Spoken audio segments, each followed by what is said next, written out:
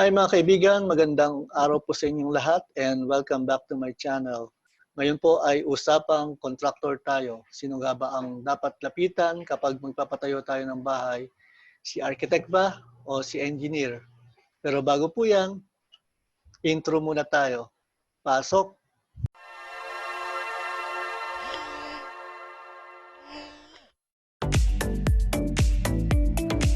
Okay, bago po tayo tumuloy ay kilalanin muna natin kung sino nga ba si architect at sino nga ba si engineer. Ang tinutukoy ko pong engineer dito ay si civil engineer. Ang dalawa pong ito ay napakahalaga sa construction industry. Si architect po ay siya ang nagdi-design ng building or structure.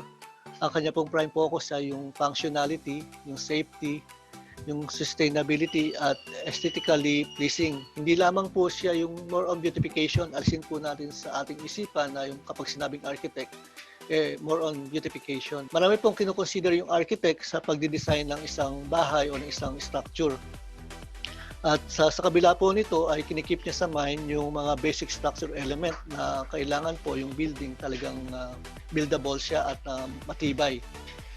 On the other hand naman po, yung civil engineer, ang specialty po nito yung sa structure.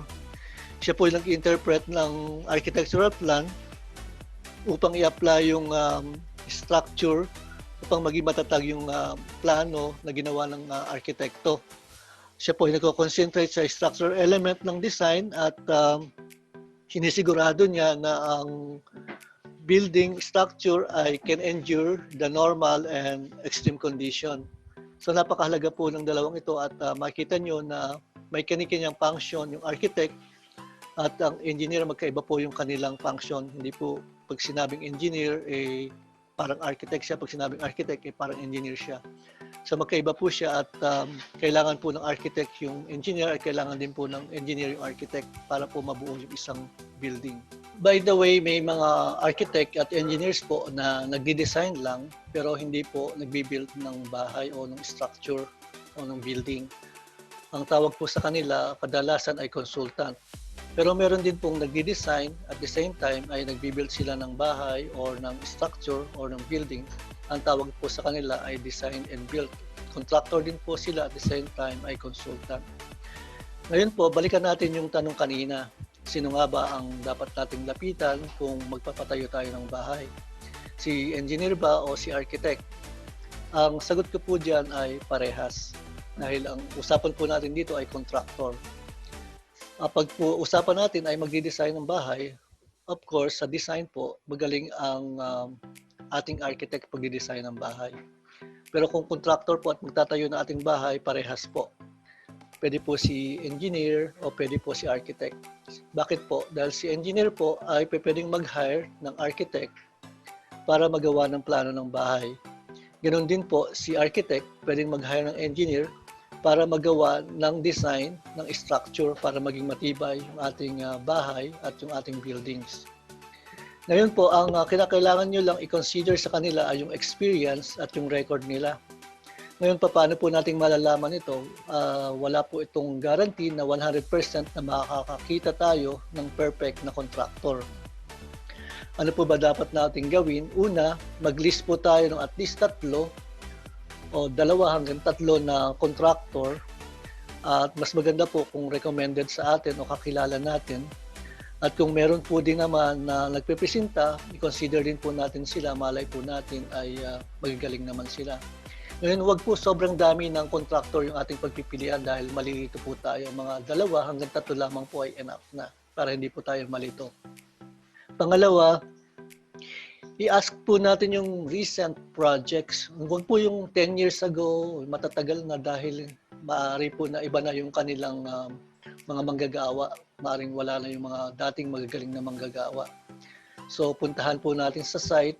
Tanungin natin yung nakatira, kumustahin natin yung contractor, kung wala ba silang naging problema. Sa ganun po, malalaman natin yung record at yung background ng contractor. Ang pangatlo po ay i-ask po natin yung kanilang business address. Mahalaga po na alam natin yung office nila. Dahil kung may kailangan po tayo, madali natin silang mapuntahan. At malay nyo po, di natin alam, nag-down kayo, tapos fly by night pala, hindi natin alam kung saan nahabulin, di po ba? So mas mainam na yung alam natin yung kanilang opisina. Hindi naman po siguro AAA yung hinahanap natin, enough na yung nakarehistro sila sa pickup. Hanapan din po natin sila ng mga legal documents, kagaya po yung pickup registration, mga ganyan po.